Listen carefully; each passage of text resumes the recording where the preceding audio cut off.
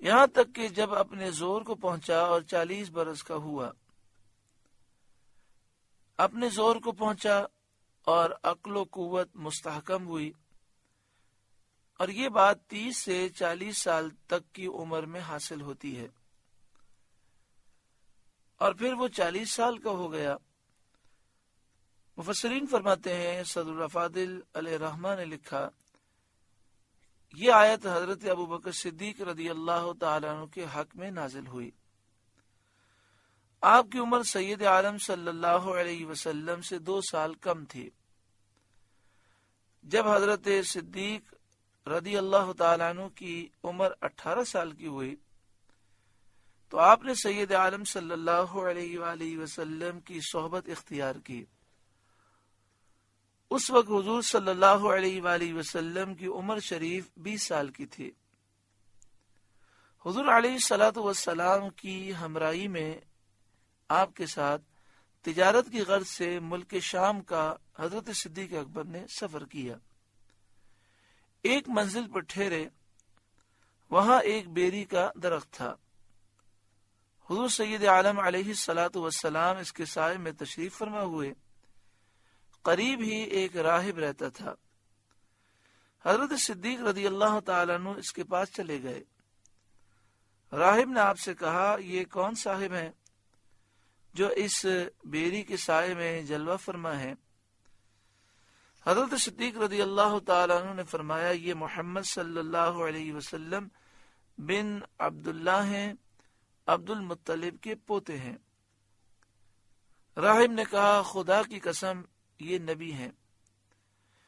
اس بیری کے درخت کے سائے میں حضرت عیسیٰ علیہ السلام کے بعد سے آج تک ان کے سوا کوئی نہیں بیٹھا۔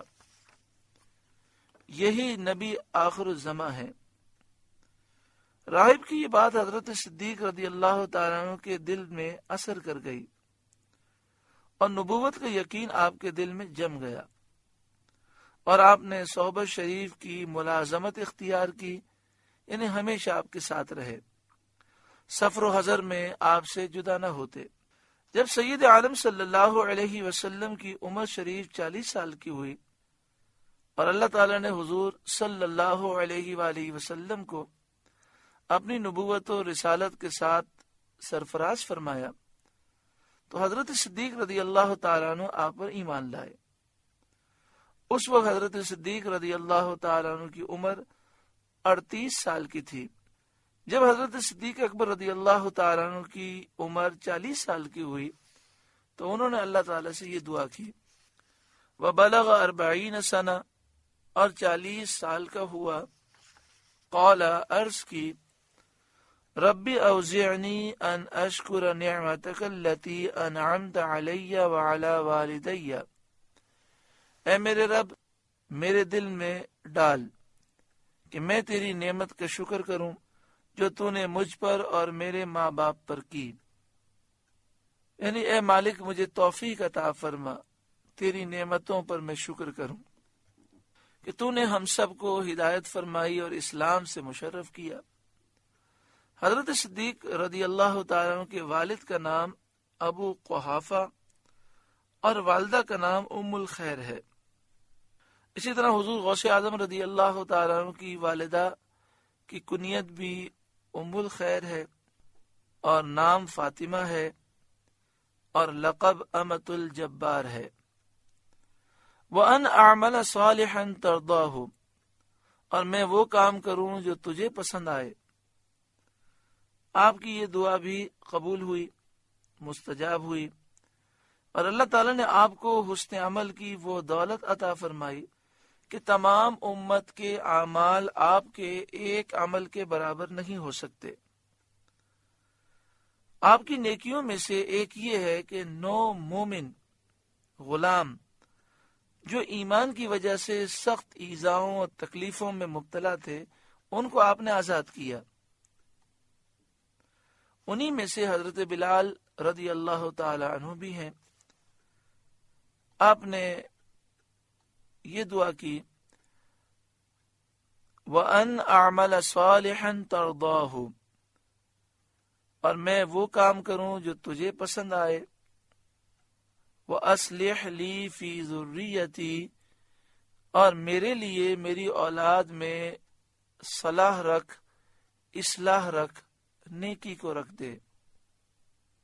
یہ دعا بھی مستجاب ہوئی، اللہ تعالیٰ نے قبول فرمائی۔ اللہ تعالیٰ نے آپ کی اولاد میں صلاح رکھی، نیکی رکھی۔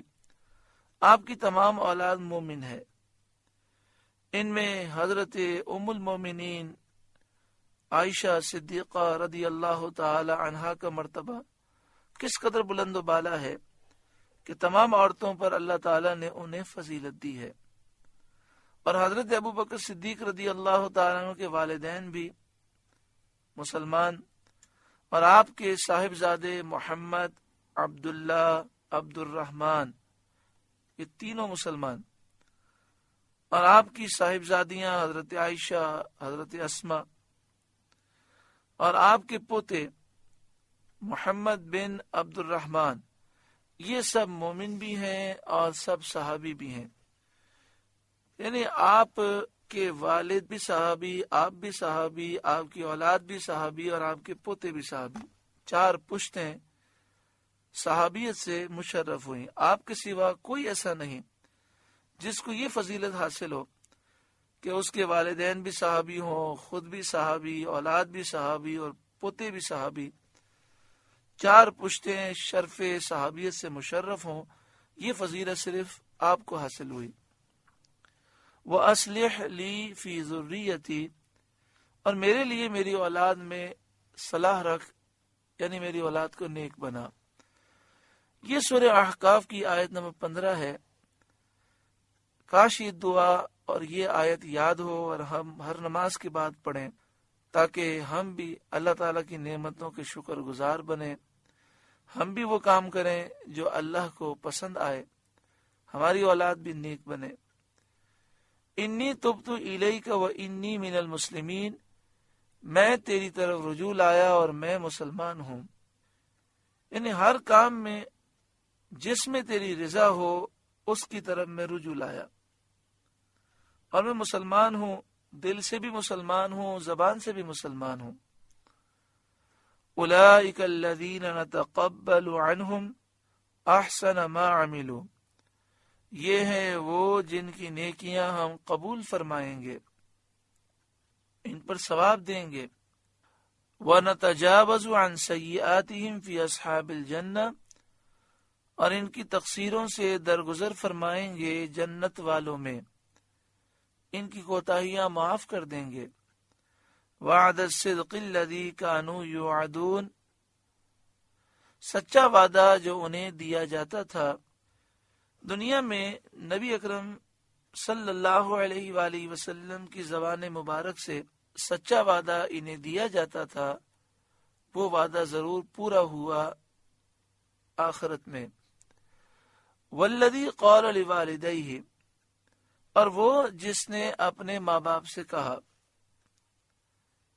مراد اس سے کوئی خاص شخص نہیں بلکہ ہر کافر جو قیامت کے دن اٹھنے کا منکر ہے اور والدین کا نافرمان ہے، اور اس کے والدین اس کو دین حق کی دعوت دیتے ہیں اور وہ انکار کرتا ہو، سارے ہی کافر ایسے مراد ہیں۔